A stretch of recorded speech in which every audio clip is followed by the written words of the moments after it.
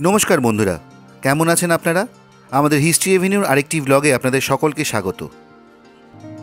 চৈতন্যদেবের আদিগঙ্গা ধরে পুরী যাত্রাপথে রাজপুর, হরিনাভি, গড়িয়া ইত্যাদি গ্রামের নামের সাথে আরেকটি গ্রামের নাম বা জনপদের নাম পাওয়া যায়, সেটি হলো মহামায়াপুর। সেই মহামায়াপুরের ইতিহাসের খোঁজ নেব আমরা। স্কিপ না করে পুরো ভিডিওটি দেখবেন প্লিজ, এবং এখনও যারা আমাদের চ্যানেলটিকে সাবস্ক্রাইব করেননি তারা অবশ্যই সাবস্ক্রাইব করে দেবেন এবং পাশে থাকা বেল আইকনটি প্রেস করে দেবেন। আরেকটা রিকোয়েস্ট, আমাদের এই ভিডিওগুলো পারলে শেয়ার করবেন, যাতে আমরা এরকম ধরনের আরও নতুন নতুন জায়গার ইতিহাস আপনাদের সামনে নিয়ে আসতে পারি। চলুন শুরু করি। আমি সায়ন। আমি পিনাকি। মহামায়াপুর অবশ্য বর্তমানে মহামায়াতলা নামেই পরিচিত সকলের কাছে। বঙ্গের প্রাচীন মন্দিরগুলোর মতো এই মন্দিরটিও অন্যতম একটি প্রাচীন মন্দিরের দাবিদার, যার সাথে গল্প আকারে জড়িয়ে আছে অনেক কাহিনী।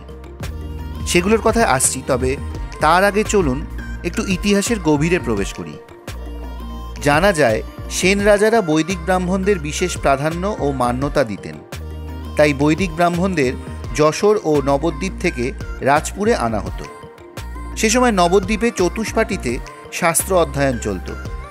চতুষ্পাঠী বলতে চতুর্বেদ বা ব্যাকরণ, কাব্য, স্মৃতি ও দর্শন, এই চারটি শাস্ত্র কিংবা নানা ধরনের শাস্ত্র পড়ানো হয় এমন বিদ্যালয় বা টোলকে বোঝানো হয়।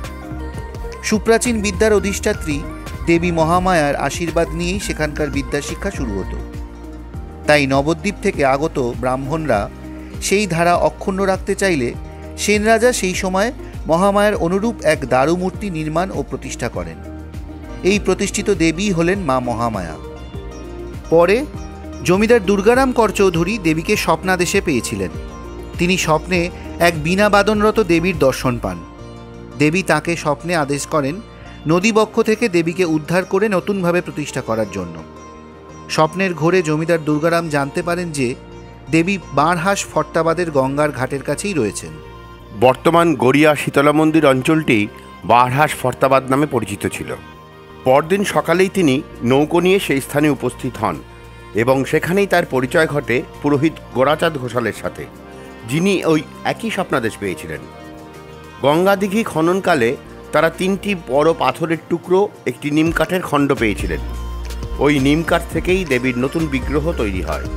আবার কেউ কেউ বলেন তারা গঙ্গাবক্ষে ডুব দিয়ে দেবীর মূর্তিটি তুলে আনেন এবং গঙ্গার পূর্ব তীরে বাগানের মধ্যে একটি অস্থায়ী মন্দিরে দেবীকে প্রতিষ্ঠা করেন। এবার আসি প্রচলিত কিছু গল্প কথায়। শোনা যায় এই দেবীর আরও 2জন বোন আছেন। একজন হলেন বোড়ালের সেন রাজাদের মা ত্রিপুরা সুন্দরী এবং অপরজন হলেন টালিগঞ্জের সাবর্ণ রায়চৌধুরী পরিবারের দেবী মা করুণাময়ী। কথিত আছে এই 3 দেবী একদিন গঙ্গার ঘাটে বসেছিলেন এবং এক শাঁখারিকে দেখে তারা শাঁখা পরার ইচ্ছা প্রকাশ করেন।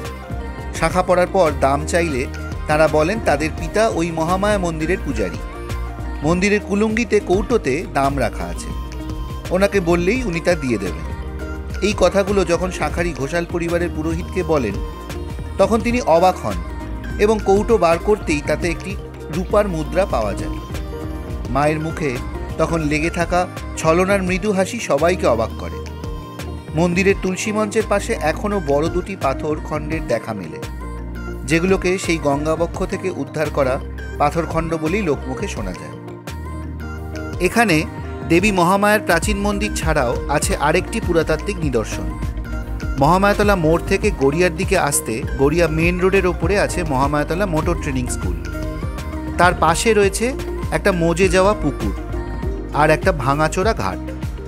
ঘাটের পাশেই আছে মুখোমুখি 2টো শিব মন্দির, যাদের উচ্চতা প্রায় 25 ফুট। শিব মন্দির 2টো প্রাচীন হলেও ভিতরে শিবলিঙ্গ 2টি দেখে মনে হলো সেটা তুলনামূলকভাবে অনেকটাই নতুন। 2টি মন্দিরের প্রবেশ দরজার মাথায় চুনবালির ফ্যানলাইটের কাজ দেখা যায়, তবে এখানে টেরাকোটা ছিল না সেটা বোঝা যায়। লাগোয়া প্রায় মজে যাওয়া পুকুরটি লম্বাটে ধরনের। এটি আসলে ছিল আদিগঙ্গার একটি খাত, বর্তমানে মূল শাখার থেকে সরে গিয়ে একটা পুকুরের রূপ নিয়েছে। ইট বাঁধানো ঘাটটি বেশ চওড়া এবং একটা খিলানযুক্ত চাঁদনি ছিল তার উপরে, যা এখন ধ্বংসাবশেষ। এর পাশেই ছিল মহিলাদের স্নানের কাপড় পাল্টানোর জন্য ইটের ঘর, যা এখন অবলুপ্ত হয়েছে। এই ঘাটের নাম ছিল বেহুলা ঘাট। এই ঘাট ও মন্দির দুটো তৈরি হয়েছিল মোটামুটিভাবে 1850 খ্রিস্টাব্দ নাগাদ। তৈরি করেছিলেন সোনারপুর থানার অন্তর্গত তেঁতুলবেড়িয়া গ্রামের বর্ধিষ্ণু নস্কর পরিবারের শ্রী জগন্নাথ নস্কর। তবে স্থানীয়দের মতে এই ঘাট আর মন্দির উনি তৈরি করেননি, তৈরি করেছিলেন চাঁদ সদাগর। উনি সংস্কার করেছিলেন, তবে সেটিও এখন প্রায় ধ্বংসাবশেষ। আমাদের আজকের ব্লগটি আপনাদের কেমন লাগলো কমেন্ট করে জানাবেন।